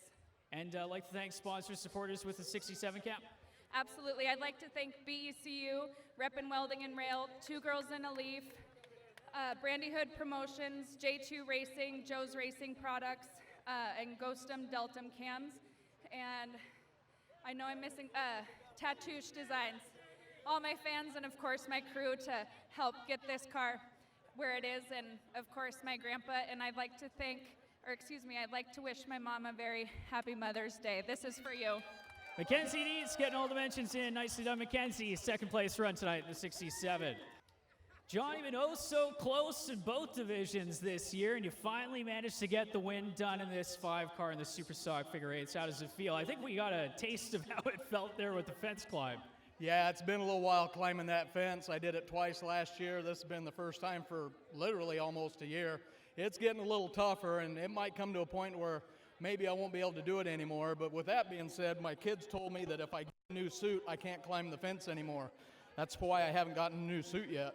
Yeah, you can't get that up that step. We got to keep seeing the fence climbs. But I know you managed to fill in for Quentin here, and it's turned into a year thing with Quentin kind of saying you can run this car for points and maybe try and chase a championship in both V8 figure 8 divisions here. Yeah, that's the plan with Quentin being out and having a hernia and going through an operation and all that. So I'm driving it for him this year. And Mary with Mary's Towing, who's over here, which I got to have her come over and get a picture. Got to get the car owner here. And John, any other thanks before we get the winner's circle wrapped up? You know, just Mary here from Mary's Towing. She's the one that bought the car from Dave, and then her guy Chris brings the car out. I work on it a bit when we need to, and, you know, it's Quentin and her that making it happen for me. The Cowboy brings home the Super Stock figure 8 main event win tonight, the 5. Nicely done, John Carlson. Steamrolling along here on Home Track Heroes in the CW11. Chad Fitzpatrick, Caleb Hart, the Tire Pro Street Stocks are up next for their 30-lap main event. This has been one of our best divisions on Home Track Heroes since we started the show off, a division you're familiar with, Chad. And tonight's was 17, now 15 car field is loaded with great competition. Yes, this will be very fun to watch. Lots of tight battles as the Street Stock class always produces. From the pole tonight is Kenny Erickson, the AFC Forestry number 22. Next to him, it's Mike Shimmick, the Big Block Brewing, number 7. The 15 car, our friend from Canada, Brent Rohrer, sponsored by Harding Motorsports. And the 85 car, Jim Fody, sponsored by Trademark RCS. Row number 3, Gene Watson, SCE, Snohomish County Trucking and Excavating, number 28. Steve Potasic, the 06, sponsored by Lang Autosports. The 21 and 22 Street Stock champion, 41, Mark Hubbard, sponsored by Truly Hard Seltzer. Outside him, the 50 1 of Jeff Watson, sponsored by SCE, Snohomish County Trucking and Excavating. Row number 5, the Tire Pros sponsored Will Cruisemore Racing. Number 3 of Jesse Jensen. And next to him, it's Travis Blivens. Premier Painting Company LLC sponsors the 27. The 43 of Chevy Vincent, sponsored by Siskin Power Equipment. Outside him, Austin Camp, sponsored by Ad Taxi. And final 3 starters, Billy Decker in the 17, the only man brave enough to run a Ford as a street stock anymore. Just kidding. And next to him, it's Mike Marthaler, the 44, direct carpet cleaning and house cleaning, with Blaine Fagerly starting at the back of the field, Stingray Auto Repair of Redmond in the 03. So 15 cars make the call. Tony Deegan and Cameron Iverson had some problems earlier in the day. They do not make it, but they're going to go 30 times. And let's let the chaos begin. Green's out. We are green, and they're already going 3 wide as Fody on the outside will get around the 15-car Brent Rohrer. Kenny Erickson will grab the lead as they go into turn number 3. Fody is super dangerous if he can get out front because he's got just the right amount of power to make everybody have to work double hard to get by him. I believe he's one of the only cars, maybe a couple more out there that have a 400 in their car. Right. A lot of this division has actually started moving, or at least pivoting, towards some great packages. I know we've got 604s and 602s in the field now. Yes, they're a lot cheaper and way more of a weight break compared to the big motors. As it's Erickson out front, Jim Fody and Gene Watson trying to get into that 3rd spot, and here comes Hubbard Rohrer hung out on the outside. So Hubbard looking for 4th. The other portion there on the crate is that longer lifespan on the motor as well. You get a lot of nights on that thing. So we'll see how it plays out. It's Erickson, getting squirrely but fast up in front as Watson looking underneath. Fody, he's going to take over 2nd. Big move, Gene Watson. Yeah, he'll grab that 2nd spot, and he's going to drive away from Fody. Erickson, you notice that last corner was really loose. You don't want to do that very often. You don't want to mess these tires up and get them mad at you. Oh, he's doing it again, too. That time it was a little more subtle, but you kind of watched him have to turn twice to get it off the corner, once to start coming off the corner, 2nd time to get the back end to kick around. Now, right now, he's got the speed, but those right side tires might start screaming at him if he keeps doing that. They definitely will. They'll definitely slow him down. You don't want to do that very often. And the battle for that 3rd spot between the 41 car, Mark Hubbard, and the 85 of Jim Fody, celebrating his 30th year of racing. So that's a big milestone for him, as Hubbard just can't get by Fody, as look who has caught up with our leader, Gene Watson. Gene Watson in the Davey Allison looking retro scheme right up in the back of Erickson, and here comes Hubbard. Just hit that dip in the right spot. We know how comfortable Hubbard is working the outside of this racetrack. Battle for the lead is on. Battle for 3rd is on, with 5th and 6th just tucked in right there and trying to make her work as well. Yeah, 6 cars all in that next pack right there as we got the battle for that lead as Erickson got really loose, as Watson will take advantage of that situation and grab the lead from Erickson, as now Erickson hanging on for dear life for that 2nd spot as Fody gets underneath him as well. Lead change out front. Watson now going to try to use this opportunity to put a bunch of ground between him and 2nd. Fody making the move down low on Erickson, and Jensen's ducked inside of Hubbard. Boy, those two have quite the rivalry that's developed between them. Only 2 feature winners here on the year, and Jensen going to slide forward. He's going to shuffle Hubbard backwards. We are now 3 rows deep of side-by-side racing action. This is some great street stock racing, great short track racing at its finest right here, as Gene Watson looks in his mirror and says, you boys have at it, as he just keeps growing that lead and hoping that they just keep battling like this the whole 21 laps. Hubbard got out of the high groove and brought it down, and that allowed the outside lane for Potasic to open up. So he's working on the outside in the 06 as Watson is in there. Who was that 9th car up in that battle too? I believe that that's Rohr's 15. I believe that's Rohrer, and then Austin Camp is watching all unfold in front of him. A quarter lap behind is now the 3 of Jensen will shoot out of a cannon out at turn number 2. So opportunity to try to make a move around the outside of Fody. He'll get there. So 10 laps into this, and we have got drivers moving from all over the place and using multiple lines to do it. 11 laps in and 19 to go. Watson leads. Jensen now 2nd, and Hubbard trying to follow him around the outside of Fody for 3rd. He's definitely trying to make it happen. He silhouettes Fody as they go into turn number 3. Has a little bit of advantage. I don't think Fody's ever had a lap without anyone on the outside or inside of him. No, gosh, yeah, Jim's been trying to move forward or going back every single lap. He's had very little time to just run his own line in his own races. He's going to have to go back to 4th now, regather and go, as now it's Watson trying to creep along his outside for that 4th spot. He's trying to make it happen, but that battle for the lead is going to start shaping up to be a pretty good battle in the next lap or two, as that lead has shrunk dramatically in the last 2 laps between the 28 of Watson and the 3 of Jensen, as he is looking to the outside already. Jesse Jensen right up on the back of the 28 of Gene Watson. Watson with one of the best rolling around the middle of 1 and 2. Within a car length of him going into 3. Jensen going to slide up on the outside, coming through 3 and 4. Closes ever closer as he is putting all kinds of pressure on Watson for the lead. Definitely, as he gets a really good run going into turn 1, as Jensen will drive right up alongside the 28 of Gene Watson. The Davey Allison-looking vehicle has a great run through 3 and 4. Your new leader, Jesse Jensen, with we are halfway down. Boy, that thing is dialed as Jensen has now snuck around just over halfway. Watson 2, Hubbard did a good job of closing there for 3rd, so Mark Hubbard not willing to just punt and say, okay, Jesse, see you later. He's actively catching Watson, trying to get to 2nd, so he might be able to try to run down the 3 car out in front of the field. We'll watch and see what happens if the 41 of Hubbard's gonna have a hard time getting around Watson, as he is closing in quite rapidly. Not as fast as Jensen the last few laps with the 20 to Watson. So this might be a little bit harder for Hubbard to get around Watson, as the battle for 4th is still great between the 85 Fody and Potasic. The 3 of Jensen underneath Decker. Decker decides to go off racetrack and call her a race. As Watson 2, Hubbard 3, and now neither of those drivers are going to have to navigate the slower car. That's actually a benefit for them. That definitely, as Fody actually starting to hold his own, about a 2-car length lead over the 06 of Potasic. Potasic will get him going through the middle, but Fody has a lot more horsepower than Potasic coming off the corner. Boy, Fody's looking awfully good here as he hugs the bottom of the racetrack in 1 and 2, making Potasic work really hard for it with Watson. The other Watson brother sitting in the 6th position right now and trying to crack his way into a top 5 in what's been a really good street stock race. Definitely has the 51 car, a former Dave Lund car, is trying to crack into that top 5.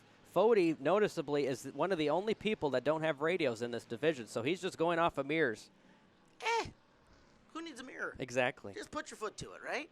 It's working for him, too. Hey, but sometimes, we had Dirk Cruiswick in last week and said, I was a guy who wanted all the information, but I know guys who want even less. Just leave me alone, let me drive. Yep.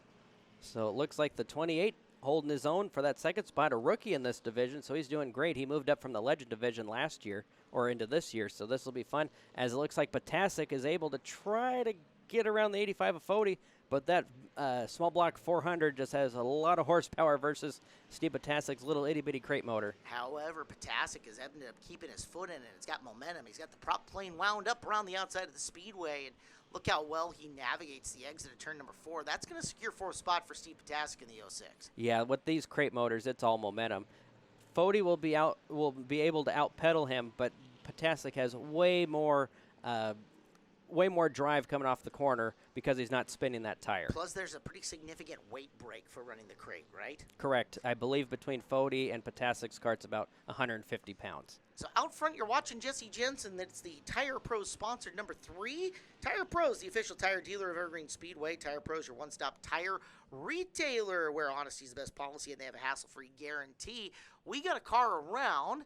Let's take a look at it here. It's Mike Shimmick in the 7. We'll finish telling you about Tire Pros here in just a second. Is Shimmick driving the former Ted Lindgren ride, having to get the wheel corrected and good, but looks all right. He'll settle in, and we get a break finally in the street stock main. It was a long ways from coming. Yeah, I think a lot of people are kind of happy to get a little bit of a break. It's been quite intense for this street stock main event. They had been side by side, nose to tail, inside out, the whole way around for over half of this race. Now they get a chance to breathe and reassess and make a new battle plan. Yeah, definitely gives them a lot of a chance to get those tires to cool off, and that's definitely what they want in this 80-degree weather that they're still racing in. Well, hey, your tires are driving around in hot weather as well. Just let you know, Tire Pros has all the national brands, offers a nationwide warranty on your tires as well, and you can check them all out at TirePros.com, our proud new sponsor of the Street Stock class and the official tire dealer of Evergreen Speedway, Tire Pros. So during this cone, the only person that didn't do the obvious was Brent Rohr. He chose the inside versus the outside. Maybe it's a Canadian thing. Maybe. You never know. So, Jesse Jensen, the view from the rear deck and over the spoiler of the 3 car as pace laps roll around here at Evergreen Speedway. Hottest night of the year so far, and the action has been equally hot to to match it out there. Jensen now going to try to hold off Watson as we go with the double file restart. Yeah, so we'll get the field gridded up 2 by 2. It'll be Jensen, Watson, Hubbard, Potasic, and Fody rounding out your top 5. We'll see if that will stay the same for the last, I believe we got 5 laps to go. So we'll make this very interesting battle. All right, watch how close they're going to close up on the back of Jensen. Jensen doing everything he can to keep them at bay. To the white line, they're formed up, and here they launch. Jensen inside, Watson outside with Hubbard, trying to take advantage of the restart and get underneath Watson. He's got a good line. Definitely a good line coming out at 2, as nobody has anything for Jensen right now. As they go into turn 3, the battle is for that 2nd, 3rd, and 4th spot, as Potasic looking to try to get into that podium spot. Watson gets loose coming off a 4, and he's going to be hanging on for dear life for that 3rd spot. Watching off the back of the Jensen car is a fascinating viewpoint, as there's Potasic. Nice run to the inside on Hubbard. They're going to go 3 wide into the corner, making a Mark Hubbard sandwich, and I think it's Potasic the one who's going to come out the best of them, although, no. Oh, Watson. Watson, actually, with a great run from the top, closed it down and retook 2nd. Yeah, that was a great job. Great 3-wide battle that last lap, as Potasic now starting to hang on for dear life. It looks like his car was great the first lap after that caution, but I think he's now starting to fight a little bit of a loose condition. As you see, actually, all 3 of them were very loose coming off of 4. Yeah, twitchy coming through the corner. We know how comfortable Hubbard is running middle to high on this racetrack. We've seen him pass so many race cars in the street stock division up there. Potasic goes to the bottom and chasing Watson. So we're down to just a couple of laps left. Out front, it looks like it's over, but man, 2nd on back, anything can still happen. Oh, yeah, we only have 2 laps to go, but a lot can happen when everyone's racing this close to each other. As Watson looking to keep that 2nd spot, Potasic takes out the right rear tire. Don't want to do that very often. You might get a flat, so you got to be careful. But white flag for Jesse Jensen. 1 to go. Big late race run for Mike Marthaler, who's now coming into the picture. As he's all over Fody, he just cracks into the top 5 out of turn number 2. Nice run, Mike. As we're down the back straightaway for the final time. And Jesse Jensen going to get another dub in the 3 car. He'll take the victory, give 2nd to Watson and 3rd to Potasic in a fantastic street stock main Definitely event. was. Let's go get some words from your top 3 at the Angel of the Winds Casino Resort podium. Steve, you and Jim had a good battle going there for 4th, but that restart really kind of saved things with that 3-wide move on the back straight to get you a few extra spots. Yeah, I had to stick my nose in there. I wasn't even sure I was going to make it up to 3rd or up here. Fought the car all day. Super tight last week. We adjusted it. Now it's super loose. So good to be here. Thanks all the fans. I know you've been doing a lot of work with this thing over the last year and just over a year with this 06 car. Finally think you're starting to dial it in a little bit? Yeah, it's like a dartboard. You just kind of keep throwing darts in it until it hits the center. We'll get there. I'd like to thank the sponsors with the 06 car. Finally there, Steve. I just want to thank crew, Kevin, Connor. Without them, it'd be horrible. And Lang Auto Sports. Steve Potasic, 3rd place run tonight in the 06. Nicely done, Steve. All right. Gene, that last restart was pretty interesting there. We talked about Steve with that 3-wide move, but you managed to come out back in 2nd. And I guess there was really no tracking down Jesse once you guys kind of sorted out that battle for position. Yeah, the car kind of went away toward the last 5 laps or so, but yeah, it was all in all a good day. I know, especially after last time out where it seemed like every single yellow you somehow got involved in it, has to feel good to put up a solid finish here at the start of the season. Yeah, it feels good. Yeah, we put a lot of hard work in the car, and yeah. I'd like to thank sponsors, supporters you guys got with the 28 camp. SNS Roofing, SEE, and Stack Design and Construction. Dave Lund, Doug Poirier. I wouldn't be here without them. And my crew. Gene Watson, 28 car, brings home a 2nd place run tonight. Nicely done, Gene.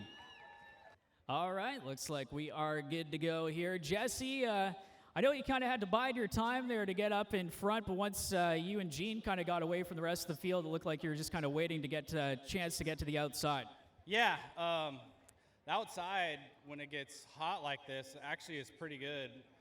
And that's just, I think, experience being around this place, crew chiefing on cars, driving, all that stuff. But, yeah, it's good up there. I actually, when I was out front, thought about going up there just to kind of see what it was like, but I didn't. I thought better of it. But I was going to say, is that something when you get a little bit of a lead, you can kind of experiment a little bit? Well, I kind of knew what it was like up there because I ran Gene on the outside there in the 85, so I knew it was good if I needed it. So, but I just put cruise control on, saved the back tires, didn't spin them. It's so crucial with these tires to not spin them, and I just did the best I could to not do that. I'd like to thank all the sporties you guys got with this recap, Jesse. Yeah, Dirk, Kristen Cruiswick, Jeff, Fillmore, Randall West, crew chief, Rob. He's the best, man. He puts so much work into this car, so much time, and I just can't help but thank Rob enough. Our sponsors, Tire Pros, of course, the shop of Arlington, Fast Eddies, and just everybody else that helps out on this car. It's a lot of fun to drive. Jesse Jensen, your main event winner tonight, the Tire Pros Street Stocks. Nicely done, Jesse. Our final segment of Home Track Heroes here on the CW11 is here for this Sunday night. I am Caleb Hart. He is Chad Fitzpatrick. And the biggest boys with the baddest toys. It is the Granite Super Sprints hitting the racetrack right now for 30 laps. I always have this one circled on my calendar, Chad. I'm a sprint car guy. I can't help it. I'm sorry. Well, because it's fun to watch. That's why. That's right. The fastest lap you'll see turned on the 3/8 all year. And here's a look at how quick they're going from the in-car camera of Jay Dishnu. These are just warm-up laps. They're just scuffing the tires and getting them hot. Yeah, and they're definitely doing the dirt tracking on the asphalt track there. They're trying not to. The straighter you keep it, the less speed you scrub, the better. But again, just look at the sense of speed that you're carrying going into the corner now. From Mike Newman's point of view, Mike, nice clean layout on the dash. You see the two gauges, and that's the Teltac. That's your RPM meter that you got directly in front of him, about center on the dash. So one more in-car look. Yeah, why not? Yeah, why not? Let's see who else can go up. There's Randy Dubois, the defending track champion. He's got the receiver mounted behind the seat. You see it taped in there. Just kind of coasting at the moment. That is not full speed as he starts to pull into line. And we get ready to go for this 30-lap A main event. On the pole, Mike Newman. First Line Systems number 40. Next to him, Todd Coleman. Fleet Service sponsors car number 44. Car number 57 is Evan Margson, sponsored by Westlake Properties. Outside of him, Jay Dishnu, sponsored by First Line Systems. Randy Dubois, the Geico-sponsored 70 inside row number 3. Next to him, your quick qualifier, Cody Ridge, the First Line Systems number 8. The 32 is Ryan Orchard, sponsored by Beacon Auto Parts. Outside of Ryan, the 4-car of Greg Middendorf, sponsored by Middendorf Motorsports. The veteran, Marty Rossler, Gidlin Rossler Racing, the sponsor of the 63. Next to him, Chase Sabato, the First Line Systems number 19. And the 12 car is Cameron Neisinger, sponsored by Granite Construction. Round outer field, the 2 is Randy Anderson. Fun field of cars 30 times around, and this segment brought to you by Speedway Chevrolet.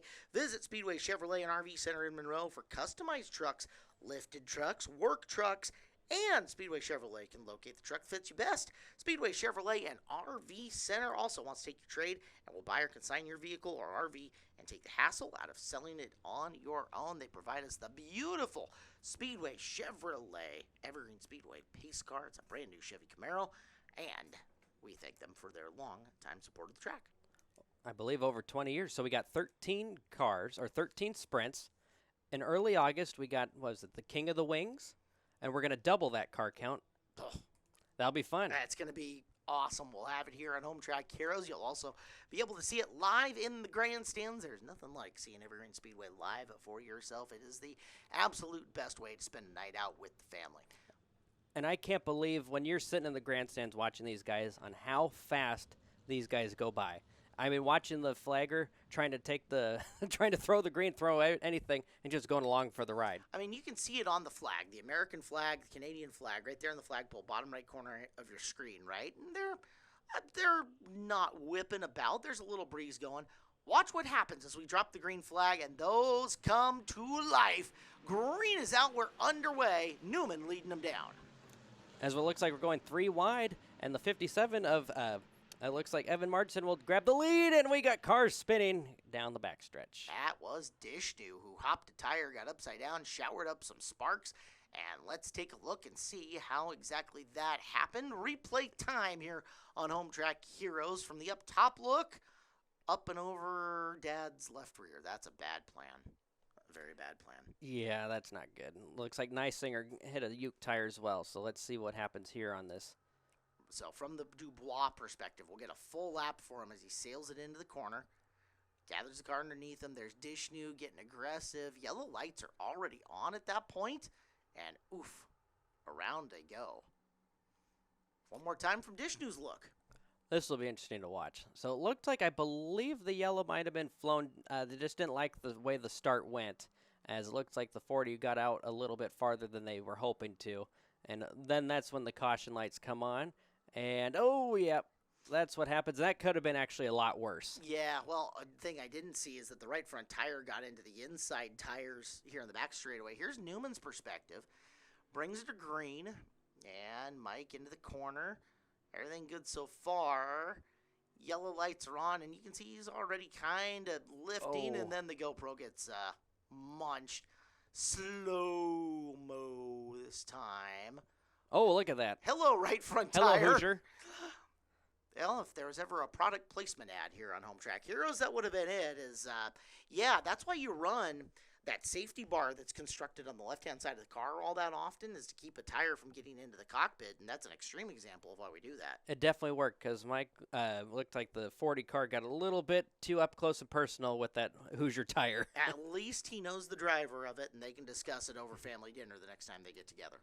Well, he'll continue on with Todd Coleman next to him. The second row is now made up of Margison and Ridge. So good-looking row number 2, Dubois and Middendorf in row 3.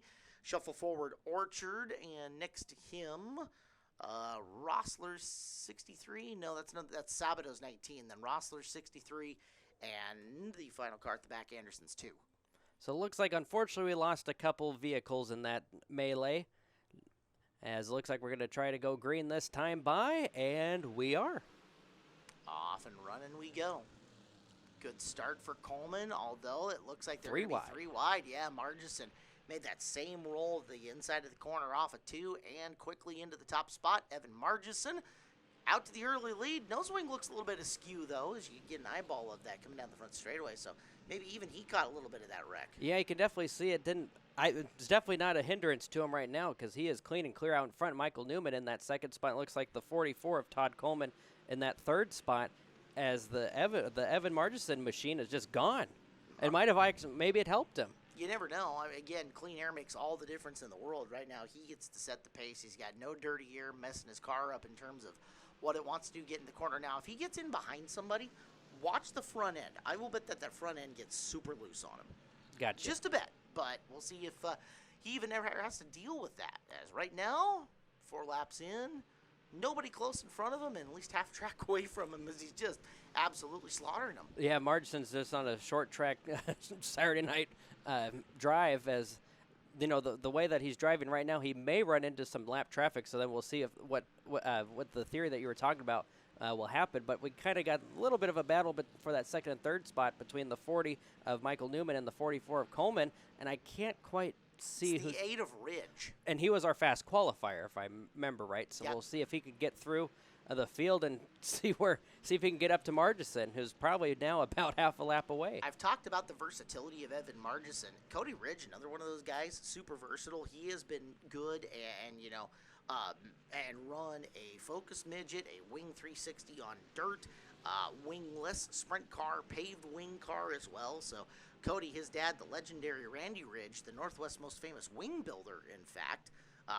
versatile and talented young driver. Also, type 1 diabetic like me, so I always kind of root for him just a little bit. Gotcha. So it looks like it's still a good battle between those 3 as they come off turn number 2.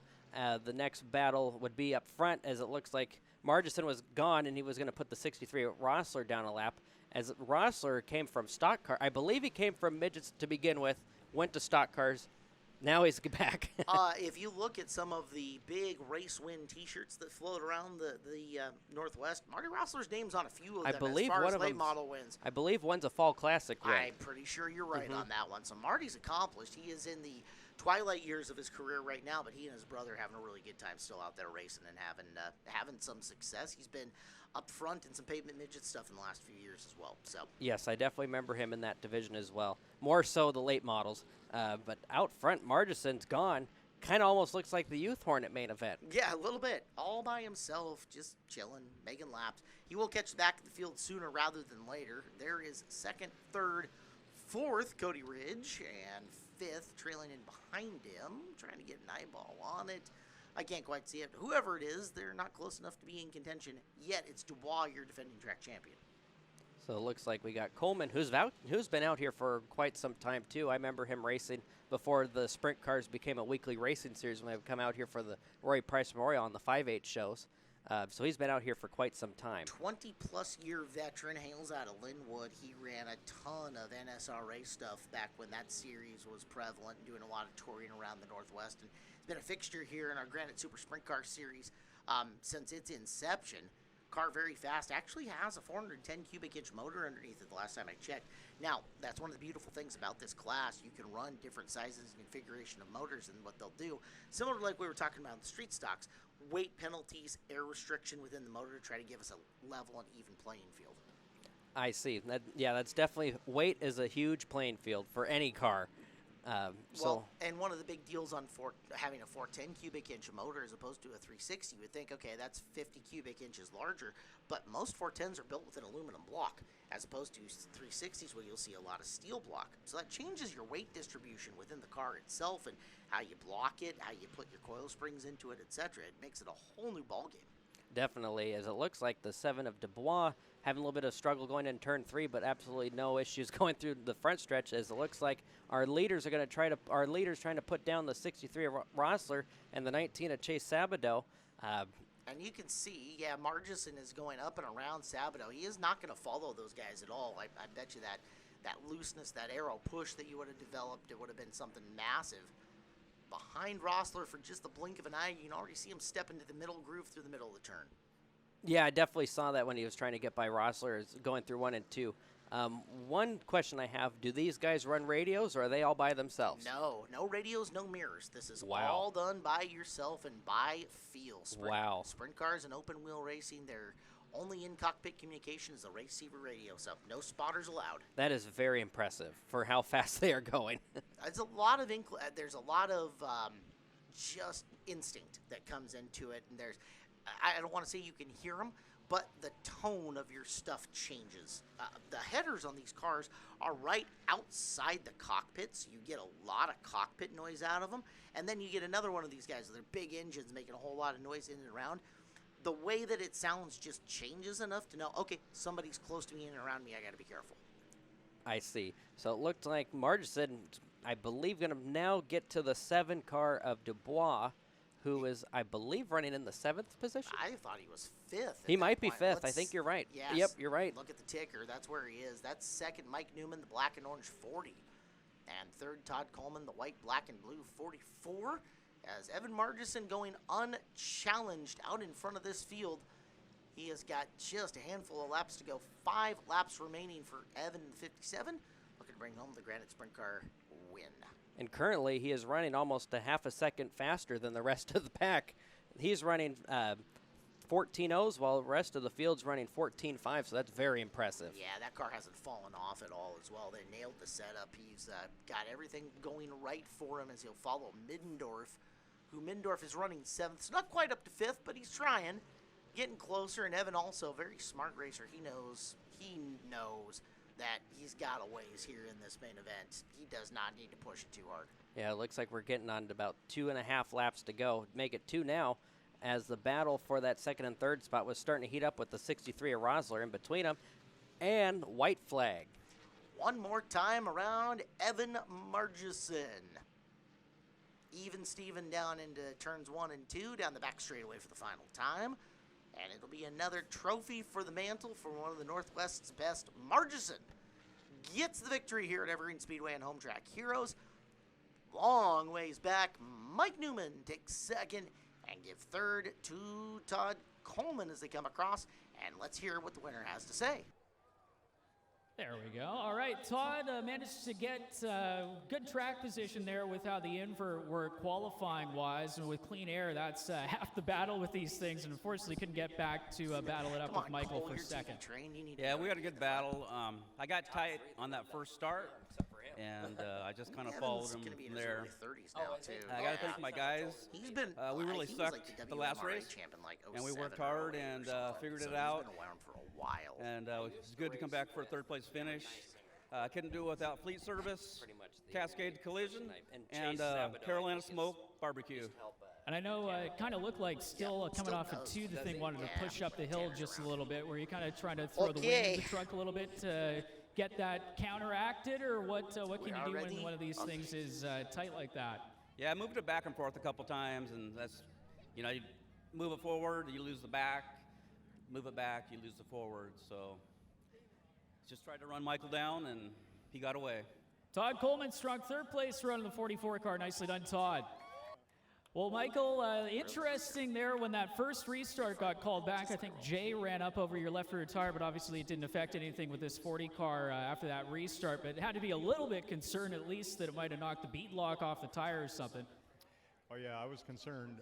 Jay's my son, so that didn't help any. But it did tear my right wing panel off. It was coming back, and I changed the handle of the car, and I just felt like the guys were behind me the whole time, so I was just driving for my life.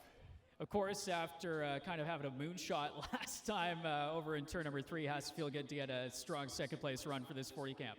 Yeah, I appreciate it. I wasn't sure I was going to keep racing the races going. I've only put in 4 races in the last 4 years and 15 years off before that, and this will keep me coming back. Always does that when you get just that taste of getting up here on the stage. Anybody you'd like to thank? I know Newman Racing First Line Systems. I know yourself and a big part of the series here with the Granite Construction Wing Super Sprints.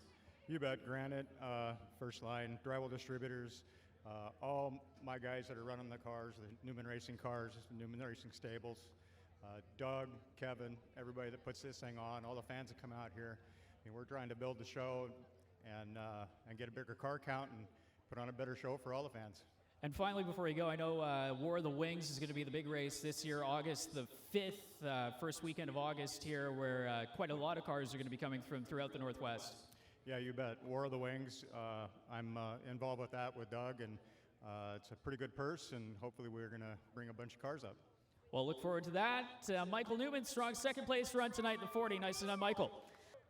Evan, that 3-wide move paid off going into 1 on the initial start that got called back, and then on the second attempt at going green there. Yeah, I kind of found a little bit of a hole there on the inside and was able to squeak by, and I know those that was going to be super critical. So getting out there in clean air, that made a huge difference. Car was on rails. I mean, we've been good all day, so felt like it was coming. This is our first win in the 57, so hopefully it's the first of many. I know you've won in pretty much every other open wheel race car here in the Pacific Northwest. What's it like to get a win with RZ and the guys in the 57 camp under your belt as well? It's huge. I mean, mostly for those guys, they put a lot of money into this thing, and I'm just the lucky one who gets to drive it. But there's a lot of people who help out on the car.